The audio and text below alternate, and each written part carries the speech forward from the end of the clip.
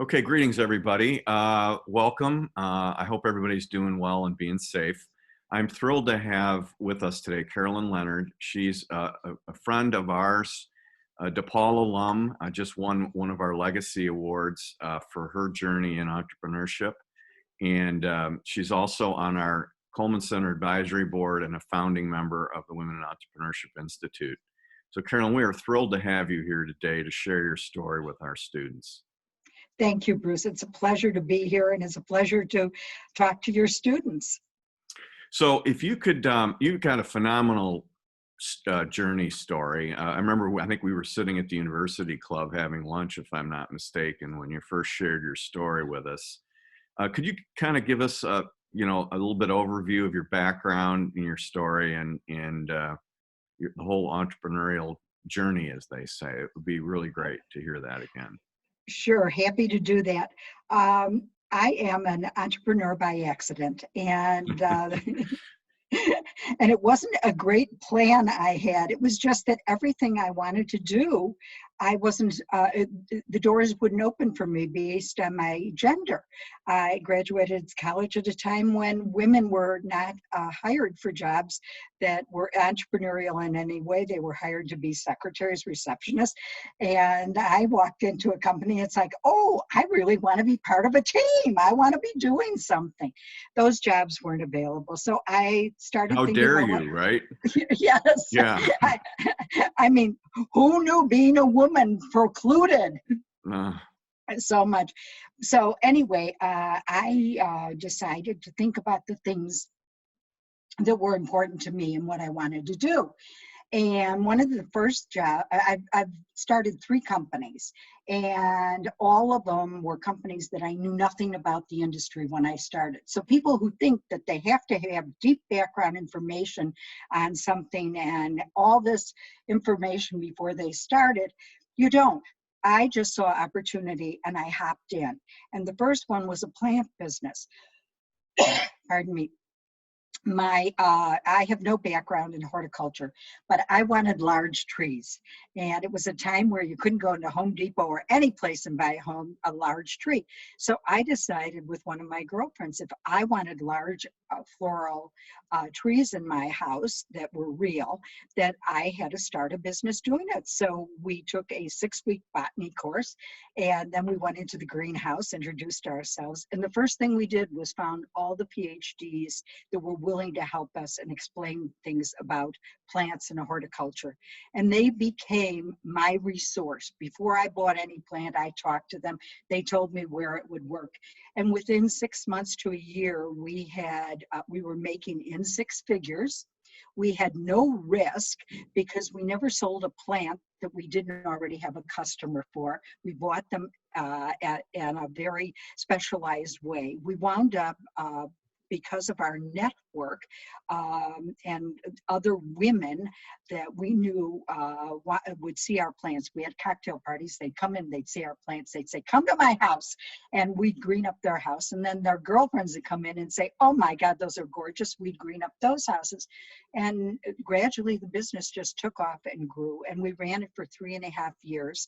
And in the meantime, on that 3.5 years, I became friendly with a lot of Board of Trade gentlemen and Chicago mercantile gentlemen, and these were traders. And when I filed for divorce, I looked at the fact that many of these men had no background.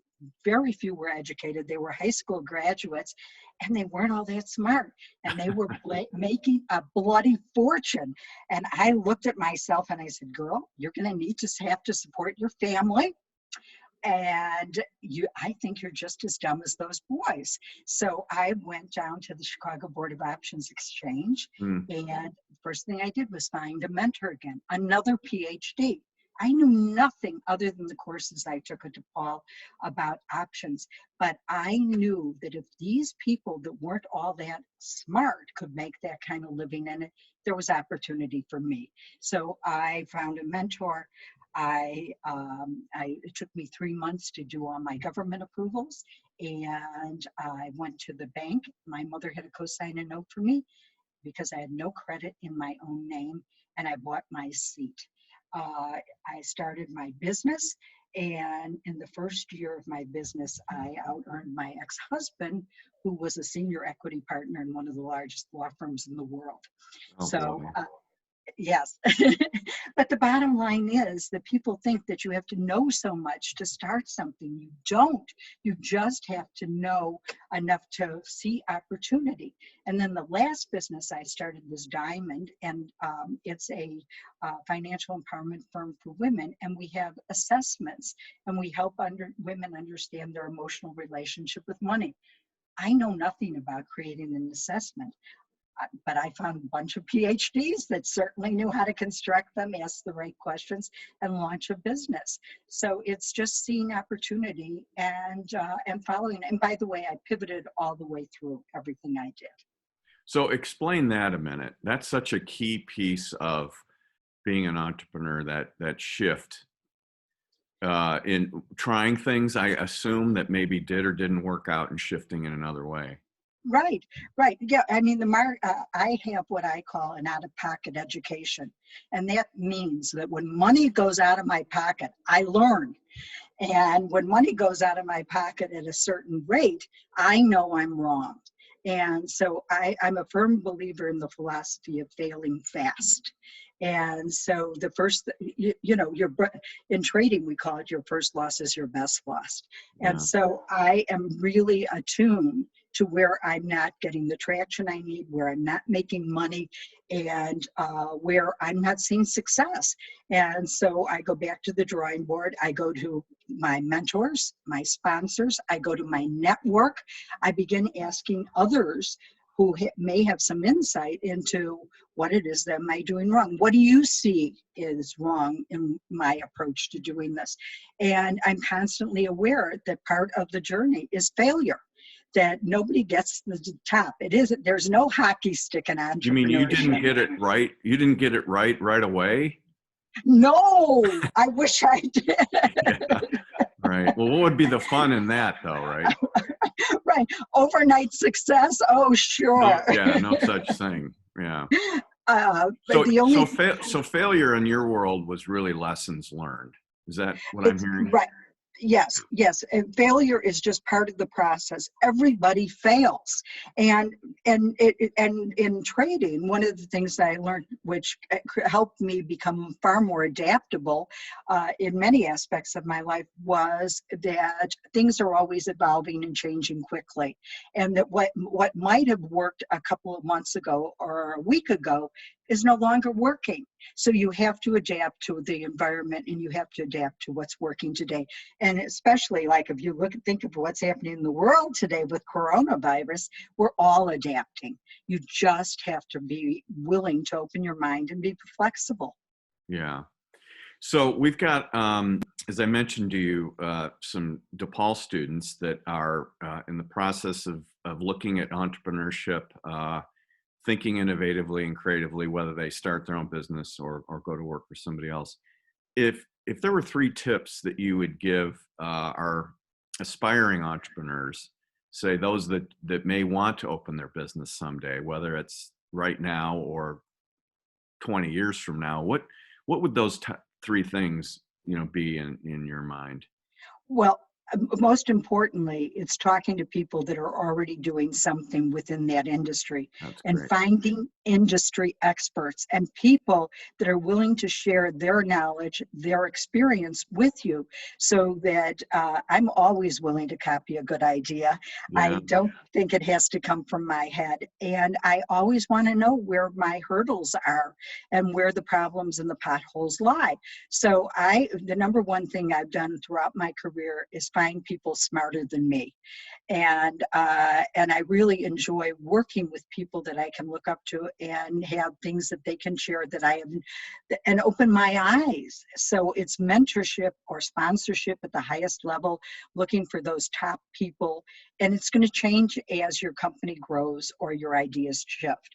The next thing is that we all have networks. We have to work on networks that are within the industry we want to go into, because those are the people that have relationships. We're not going to have a relationship with everybody, but you know, that 6 degrees of separation really exists.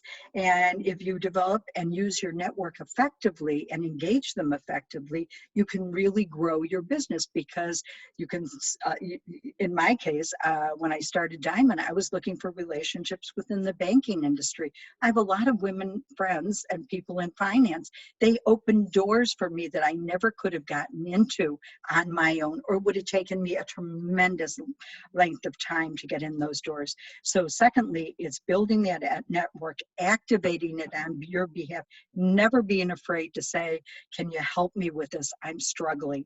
And then lastly, let me just interrupt on that before you move to your third point. How did you develop those networks? Did you have a particular tactic on that? The networks I developed through it was like a seed. I initially had a very small network, and as I was growing my businesses, I would ask people to introduce me to people that they knew, that I knew. That it was like, I know you know so and so. I'd really like to meet them. Can you introduce me? And my network is a very generous network. They were really, really invested in helping me and in my success. So they opened their network to me, and it was that 6 degrees of separation of one person introducing me to another person that got me where I needed to go. Great. And I think nowadays with tools like LinkedIn, that's probably even easier to figure that out, right? Than slugging it out back when we didn't have that. Right. And one of the other things I did do that was very interesting, and I got a couple of good leads, was I looked at the top leaders in my industry and I wrote handwritten letters. And what was very interesting is that they all reached the desk of the person I wanted to, because they were handwritten. And so the mailroom didn't just throw them any place. They would deliver them directly to the person, because they didn't know how important the letter was. And I would get responses. It shocked me that some of the people that responded to me, because it's like, oh my God, this really works. But it was the personal touch in the time of electronics and email that actually somebody took the time to write a letter. And then lastly is, I always set little goals for myself. And initially my goals would be in trading. Make $25 a day. That's all it was, $25 a day. And every day I made $25. I noted it. And once I had a pattern, I upped my goals. But it kept me on track. And regardless of what goals you're setting, you have to track your goals. You have to track how you're getting there, because it keeps you mindful every day of what you're there to do. Oh, that's great advice. So, our time is kind of flying by, believe it or not. We've covered, we haven't even scratched the surface, I should say. But if there was anything, any final comments or thoughts that you'd like to share with the students as we're wrapping up here, what would that be? Don't be afraid to fail. That playing it safe will never get you where you want to go. That in life you have to always assume risks, and you'll figure it out. I mean, nobody winds up looking successful to somebody else one day that didn't assume risk early on and didn't fail along the way. So, and you can start today. You don't have to wait. People think, oh, when I get through with college, oh, when I get there. No, you can start now. You don't need permission. Yeah, so waiting around for someday doesn't work necessarily. No, someday your prince will come. Sure. Yeah. No. And maybe starting off in a small way, starting off with what you have today. You don't have to wait around forever for that. No, absolutely not. No, and you don't need permission to begin. Just start. Yeah. Well, Carolyn, thank you so much for your time. I really, really appreciate it.